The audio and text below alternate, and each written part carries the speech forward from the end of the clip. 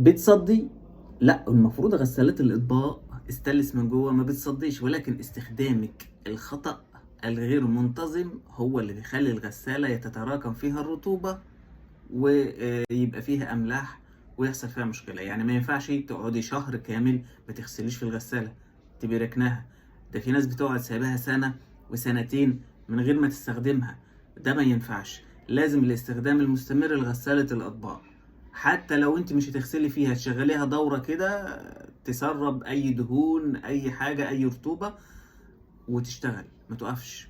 عدم صيانة الغسالة بانتظام. هي الغسالة ليها صيانة، تنظيف الفلتر بعد كل غسلة ضروري جدا. بعد كل غسلة خراطيم الغسالة، خرطوم كده مدخل المية بتفكيه، بيكون في شبكة صغيرة بيكون فيها رواسب.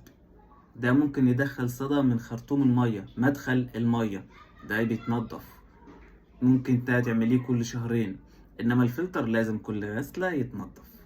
استخدام المواد الغير مناسبة. في ناس مع كل غسلة بيحط خل، وده غلط، غلط جدا.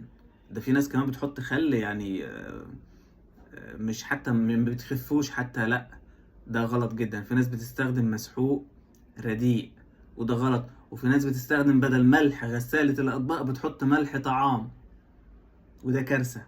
لا، وفي ناس بقى يعني غريبة جدا، بتحط بدل مسحوق غسالة الأطباق بتحط مسحوق غسيل ملابس، ودي كارثة.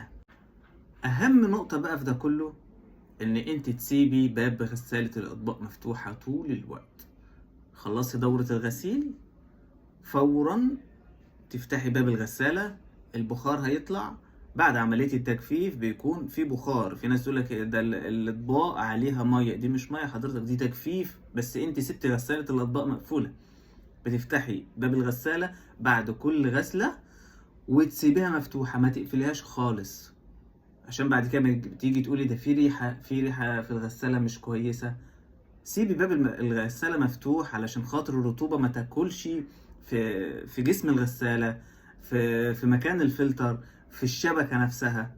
المواعين بقى اللي انت بتستخدميها، في ناس عندها طاسات قديمة بيكون مكان اليد مسمار كده، تحت اليد مسمار، المسمار ده غالبا بيكون مصدي، ده بيسبب صدى في الغسالة. حلل مكان الايدين بيكون مسامير مصدية.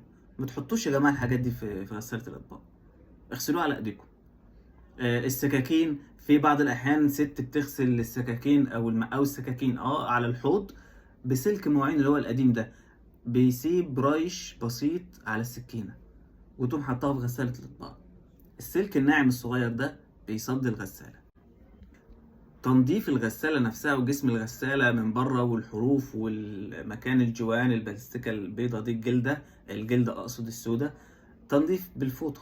نضف الغسالة كل فترة، باب الغسالة من بره ما فيش رواسب تنزل على باب الغسالة. لما تفتحي باب الغسالة المفصلتين، ناس بتيجي تقول الباب ما بقاش بيفتح، الغسالة الباب ما بيفتحش للآخر، لأن المفصلات بينزل عليها تنقيط مية، بينزل عليها بواقي أكل. لا، المكان ده لازم تحافظي عليه علشان ما يصديش، وتيجي تفتحي الغسالة وتقفليها المفصلات تبقى بايظة. وما تمسحيش غسالتك بأي مواد كيميائية. المواد الكيميائية اللي هي مواد التنظيف، ما تمسحيش غسالتك من بره، ولا على الشاشة، ولا جسم الباب نفسه، ولا من فوق الغسالة، علشان ما تروحيش هتروحي للضمان تقولي له انا حصل كذا في الباب، مش هتتغير ومش هتتصلح ومش هيبدلوا لك حاجة، لان الخطأ سوء استخدام منك انت. وانت بترصي المواعين، في حلل بيبقى حرفها عامل زي السكينة. طبعا انت بتحطي الحلة تقعدي تحركيها هنا عشان ايه، تحطي جنبها حلة صغيرة وتحركيها تاني عشان الحلة دي ما ظبطتش هنا، لا انت تحطي طبقين هنا وانت عمالة تحركيها على الرف، بياكل في البوهية بتاعة الرف، البوهية تتآكل، الصدى يمسك في الرف. فورا تغيري الرف، ما تسيبيهوش، تروحي تجيبي رف تاني وتركبيه وترمي اللي بقى فيه صدى ده، يا اما تعالجيه، تعالج الصدى. يبقى وانت بتحطي الحله اللي حرفها زي السكاكين على الثبات، حطيتيها خلاص، بتقعدش تحركي فيها كده بقى. الصرف بتاع الغساله بعد كل فتره اتاكدي انه بيصرف مظبوط، ان الميه ما بتتكتبش، ما بتتسدش في الصرف، ان الصرف مش مسدود.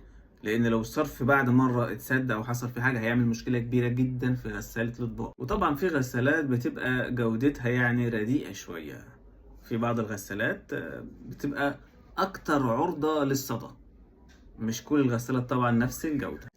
يبقى اول حاجه واهم حاجه باب غساله الاطباق يفضل مفتوح طول الوقت، ويتفتح فورا بعد كل غسله، مش بعد الغسله بربع ساعه ونص ساعه والكلام ده. تاني حاجة تنظيف الفلتر باستمرار بعد كل غسلة.